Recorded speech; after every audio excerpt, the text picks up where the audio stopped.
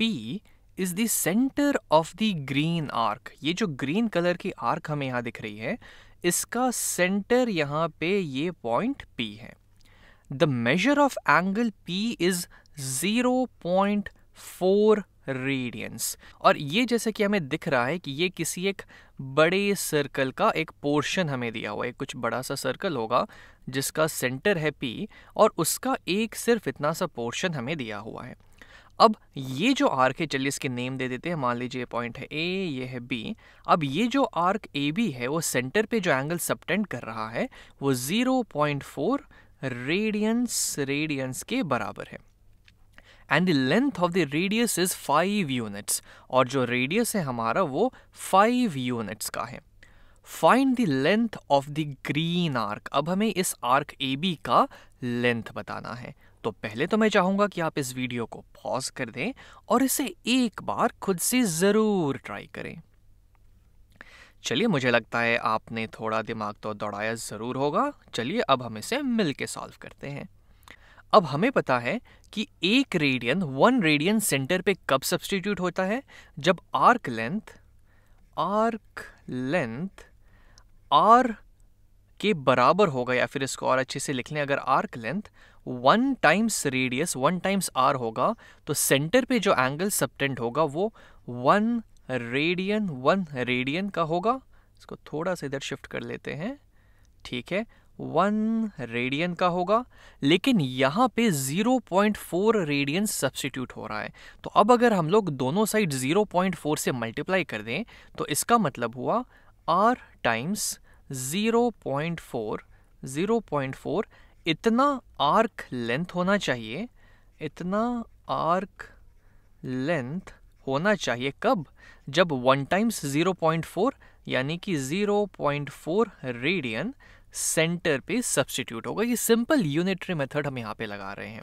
यानी कि ये हो जाएगा इसको, ये थोड़ा ये कंफ्यूज नहीं होगा, ये डेसिमल है, ये पॉइंट है और इसका मतलब है मल्टीप्लिकेशन। तो इसको एक काम करते हैं और क्लियरली लिख लेते हैं, r मल्टीप्लाइड बाई 0.4। तो ये हो जाएगा हमारा 0.4 टाइम्स r के बराबर। और इस सर्कल की जो रेडियस है वो 5 यूनिट्स दे रखी है। तो ये हो जाएगा 0.4 टाइम्स 5 यानी कि 4/10 टाइम्स 5। ऊपर नीचे अगर हम लोग 5 से डिवाइड कर दे तो 5 1 ज़ा 5, 5 2 ज़ा 10। ऊपर नीचे अब अगर हम लोग 2 से डिवाइड कर दे तो 2 1 ज़ा 2, 2 2 ज़ा 4।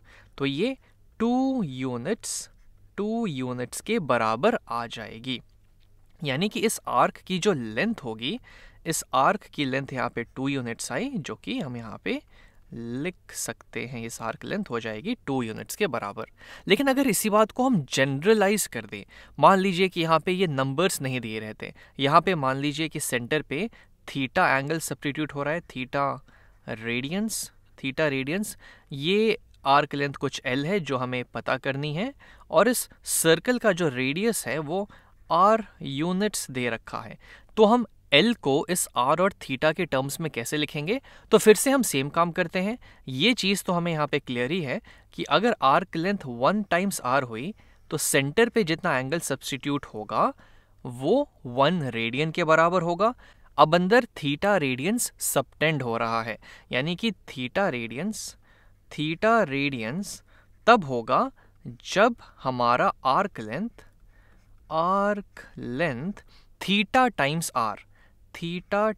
आर के बराबर होगा। और इस आर्क लेंथ को हमने L मान रखा है, तो L हमारा हो जाएगा आर थीटा के बराबर। ये एक इंपॉर्टेंट रिलेशन है जो हम यहाँ से सीख सकते हैं कि जो आर्क की लेंथ होती है वो रेडियंस टाइम जितना वो एंगल सेंटर पे सबटेंड करेगा वो आर्क, वो थीटा, उसके बराबर होगी। लेकिन यहाँ ध्यान रखने वाली बात ये है कि ये जो थीटा है ये डिग्रीज में नहीं है, ये रेडियंस में है।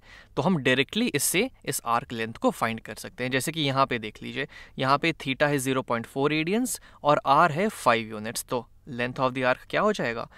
5 टाइम्स 0.4, जो कि हमने किया था यहाँ पे 2 यूनिट्स के बराबर।